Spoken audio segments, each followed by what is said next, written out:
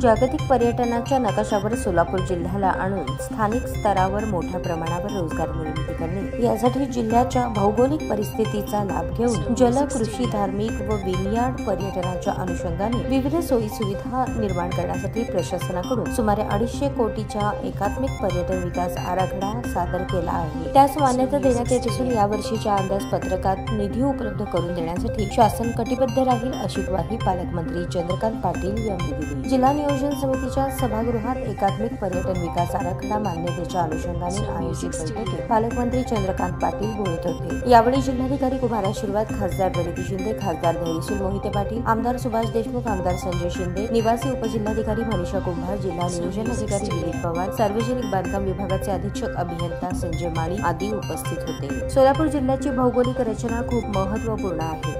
जिल्हा रेल्वे व रस्त्याने जोडला आहे। हा जिल्हा मंदिरांचा जिल्हा असून येथे 94 पर्यटन स्थळे आहेत। उजनी धरण निसर्गरम्य आणि पक्षी निरीक्षणासाठी प्रसिद्ध असून येथे ॲक्वॅटिक टुरिझम तसेच वॉटर स्पोर्ट टुरिझम मोठ्या प्रमाणात विकसित होऊ शकते। उजनी धरणाचे 90 किलोमीटर लांबीचे पात्र असून पात्राची रुंदी जवळपास 6 किलोमीटर आहे। येथे पर्यटकांना गोड्या पाण्याचा समुद्र अनुभवायला मिळणार आहे। तसेच या ठिकाणी देशातील सर्वात मोठा जलतरण तलाव प्रस्तावित करण्यात आलेला आहे, अशी माहिती जिल्हाधिकारी आशीर्वाद यांनी दिली।